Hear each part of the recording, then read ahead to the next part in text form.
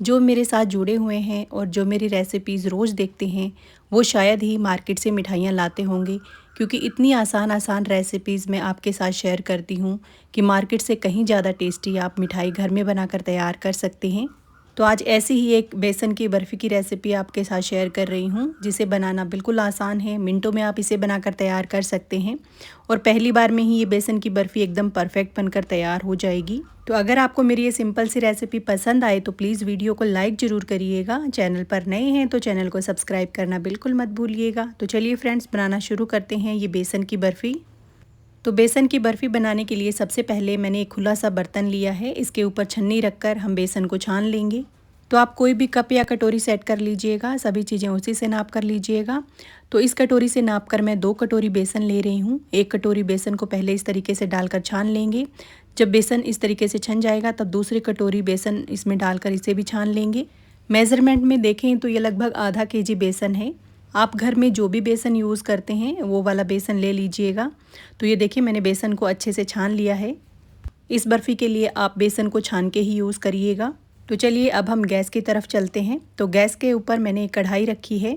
इस बेसन को इस कढ़ाई में डाल देंगे। पहले हमें बेसन को हल्का सा ड्राई रोस्ट करना है। इस तरीके से हल्का सा इसे भूनने से क्या होगा कि एक तो जो घी है वो कम लगेगा और दूसरा जो बर्फ़ी है वो दानेदार बनकर तैयार होगी।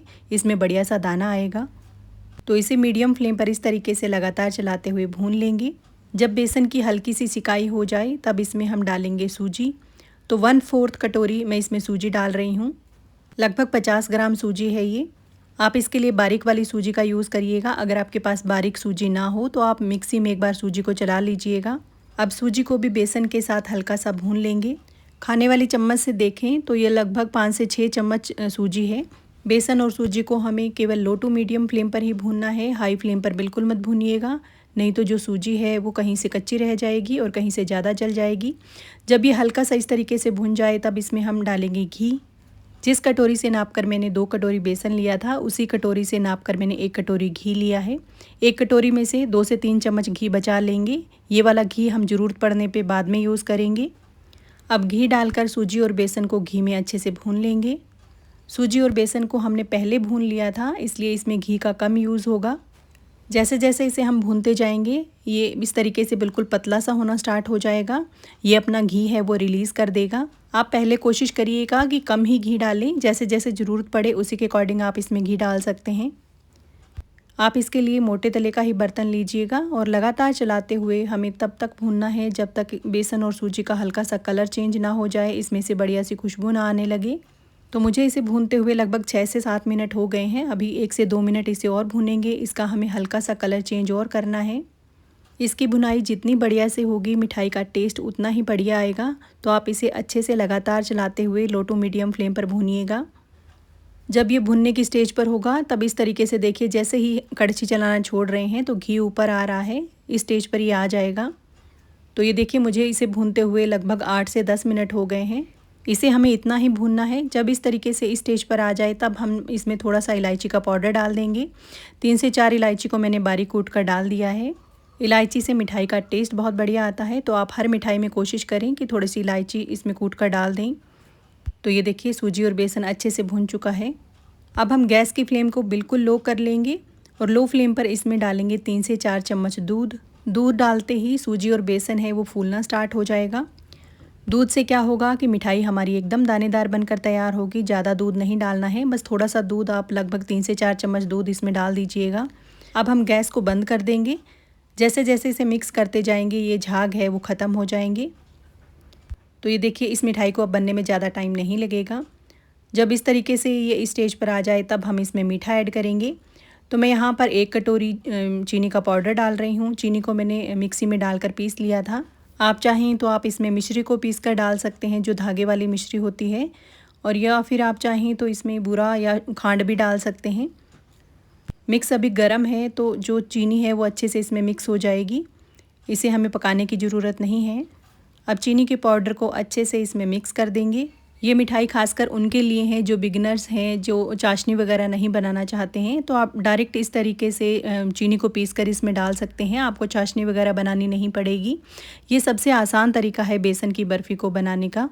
मेरी हमेशा कोशिश रहती है कि मुश्किल रेसिपी को आपके सामने आसान तरीके से कैसे बनाया जाए, वो तरीका मैं आप लोगों के लिए लेकर आऊँ।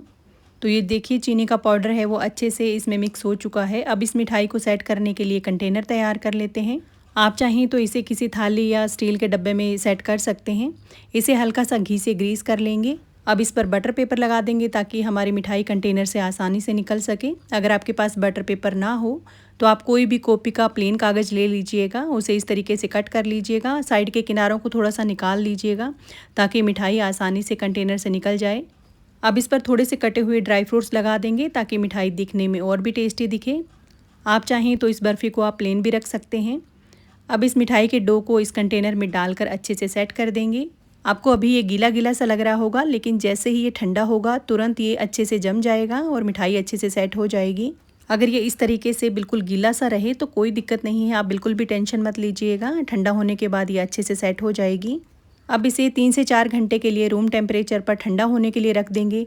जब ये अच्छे से ठंडा हो जाएगा तब ये इस तरीके से हो जाएगा। हमने बटर पेपर के किनारों को इस तरीके से साइडों में निकाल के रखा है ताकि खींचकर आसानी से कंटेनर से निकाल सकें। इसके लिए आपको गर्म करने की ज़रूरत नहीं होगी। अब इसकी हम कटिंग करेंगे। तो मैं इसे इस तरीके से स्क्वायर शेप में कट कर रही हूँ। आप अपने पसंद से इसे किसी भी शेप में कट कर सकते हैं। इसके किनारों को इस तरीके से हल्का सा हटा देंगे ताकि बर्फ़ी में अच्छी सी फिनिशिंग आ जाए। हमने इस पर जो ड्राई फ्रूट्स लगाए थे वो इसमें अच्छे से दिख नहीं रहे थे, तो मैंने इस पर थोड़े से बादाम इस तरीके से लगा दिए हैं ताकि मिठाई दिखने में और भी टेस्टी दिखे।